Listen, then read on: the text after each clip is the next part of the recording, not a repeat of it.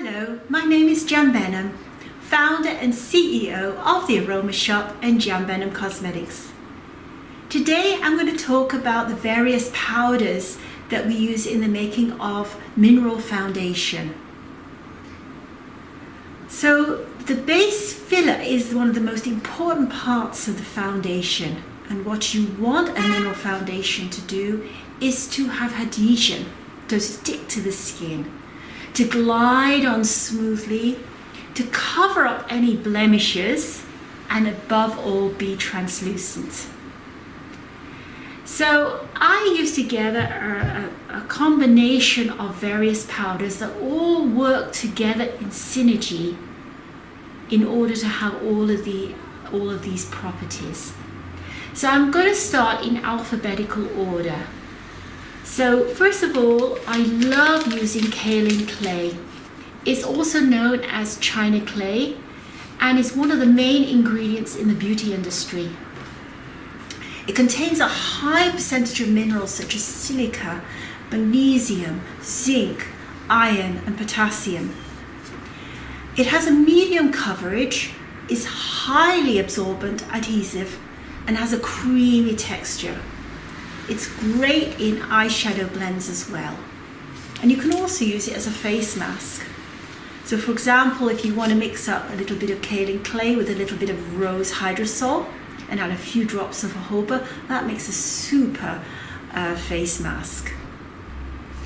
Kaolin Clay absorbs moisture, reduces shine on the skin, and has a smooth texture. It's also used in toothpaste and as a food additive as well, believe it or not. Then we come on to magnesium stearate.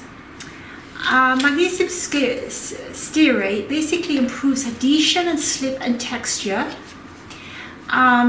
It's used in only a very small amount, usually 5 to 10% in a loose powder. And of course it's the chemical compound of magnesium, the same as in vitamins, and the stearate comes from plant derived. So we use the magnesium stearate in foundations, face powders, eyeshadows and lipsticks. It can also be used in creams and lotions as well. So oat salt powder is excellent. It's one of the main ingredients along with rice powder that I mix to make my foundation, and it makes a great base powder. It's very creamy like texture on the skin, and it leaves the impression of a soft velvety skin.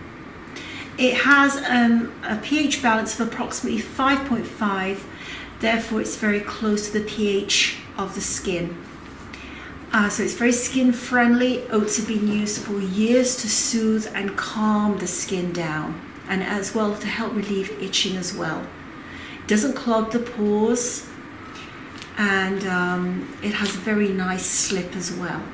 So again, you can add this to creams and lotions, eyeshadows, foundations, blushes, and dry shampoos. It works well for lip gloss and lipsticks. So it's quite a versatile product. The other one I use a lot of in my foundation is rice powder, and this is not just rice powder, ground up rice. It's also been enhanced specifically for its use in cosmetics. It is a matting, ultra-fine, smooth powder which will not clog the pores, and it keeps everything free-flowing as well. So it's, along with the oat silk, it's one of the main ingredients that I use in my foundations. Now, I'm not going to go over everything, but the other one of note is silica. And what silica does in the powders, it reduces the appearance of lines and wrinkles due to its light scattering properties. It also has a very silky feel. It's highly absorbent, making it a good powder to add for those with oily skins. I use this a lot in foundations. It does feel wonderful, and I add it to my moisture cream as well for the same effect. I'm just going to talk about two more, and that is titanium dioxide and zinc oxide. So both zinc oxide and titanium dioxide are naturally very bright and refractive. So they also act like a sunblock as well, both of them do. So this is both titanium dioxide and zinc oxide. Titanium dioxide has the most refractive index, other than diamonds have the most. And it's used to lighten colour, so it whitens. So we use this a lot in the foundation and also in lipsticks as well.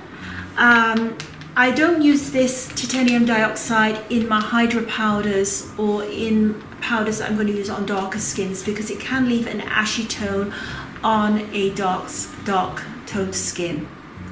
But it is excellent for Caucasian skin types and is used a lot in eyeshadows, blushes and lipsticks, as well as foundation.